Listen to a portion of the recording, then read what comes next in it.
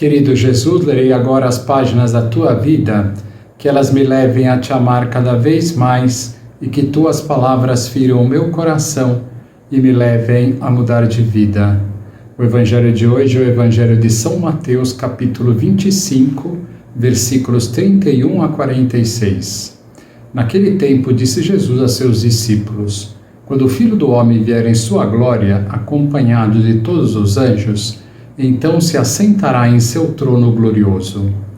Todos os povos da terra serão reunidos diante dele e ele separará uns dos outros, assim como o pastor separa as ovelhas dos cabritos. E colocará as ovelhas à sua direita e os cabritos à sua esquerda. Então o rei dirá aos que estiverem à sua direita: vinde, benditos de meu Pai, recebei como herança o reino que meu Pai vos preparou desde a criação do mundo. Pois eu estava com fome e me destes de comer, eu estava com sede e me destes de beber, eu era estrangeiro e me recebestes em casa, eu estava nu e me vestistes, eu estava doente e cuidastes de mim, eu estava na prisão e fostes me visitar. Então os justos lhe perguntarão: Senhor, quando foi que te vimos com fome e te demos de comer, com sede e te demos de beber? Quando foi que te vimos como estrangeiro e te recebemos em casa e sem roupa e te vestimos?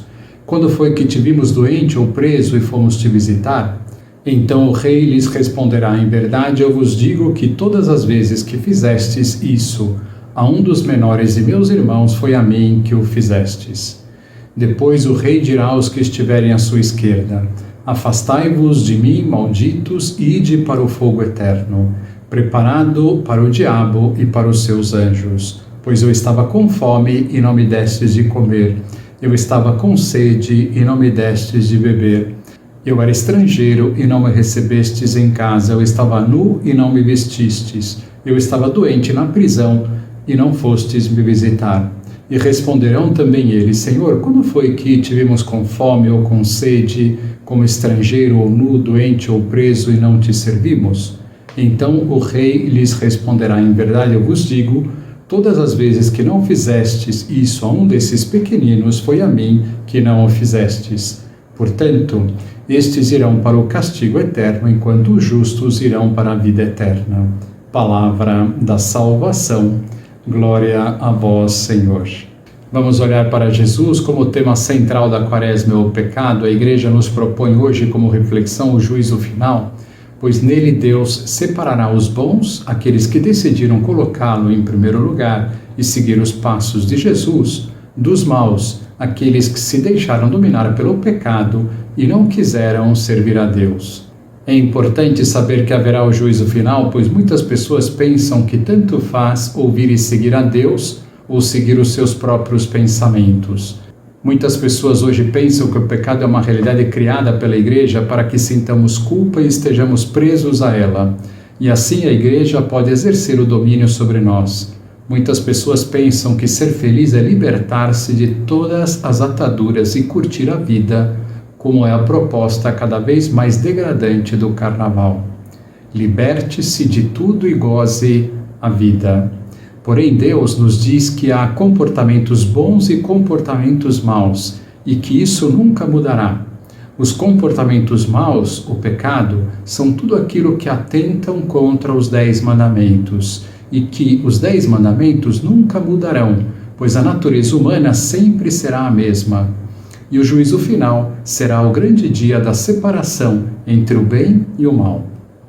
O juízo final se dará no dia em que Jesus descer do céu, na sua glória, acompanhado dos seus anjos, para instaurar o seu reino definitivo aqui na terra, para instaurar o céu na terra, conhecido como novo céu e nova terra.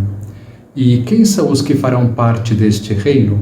Os seus filhos que ouviram a voz do bom pastor, que é Jesus, e o seguiram e foram procurando pautar a sua vida, tendo como modelo a ele. É assim que Jesus fala do juízo final no Evangelho de hoje. Quando o Filho do Homem vier em sua glória, acompanhado de todos os anjos, então se assentará em seu trono glorioso. Todos os povos da terra serão reunidos diante dele e ele separará uns dos outros, assim como o pastor separa as ovelhas dos cabritos. e colocará as ovelhas à sua direita e os cabritos à sua esquerda. Então o rei dirá aos que estiverem à sua direita: Vinde benditos de meu Pai, recebei como herança o reino que meu Pai vos preparou desde a criação do mundo. Depois o rei dirá aos que estiverem à sua esquerda: Afastai-vos de mim, malditos, ide para o fogo eterno preparado para o diabo e para os seus anjos. Vendo estas palavras de Jesus, mais claro e impossível de que os bons terão como herança o reino de Deus e os maus o inferno. Que propósito podemos tirar lembrando estas palavras de nosso Senhor? Levar a sério os mandamentos de Deus e os ensinamentos da Igreja. Deus é Pai e quer a nossa salvação, porém nos alerta que existe o caminho do bem e o caminho do mal. Numa ocasião, Nossa Senhora disse ao Padre Gobi: Rubio, Itália, 15 de agosto de 1989, festa da Assunção de Nossa Senhora ao céu.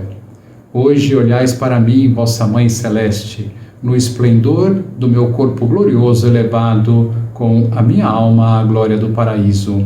Sou a mulher vestida de sol, sou a vossa celeste comandante, sou a rainha de todos os santos. Olhai para mim como sinal de segura esperança e de consolação nestes tempos de purificação da apostasia e da grande tribulação.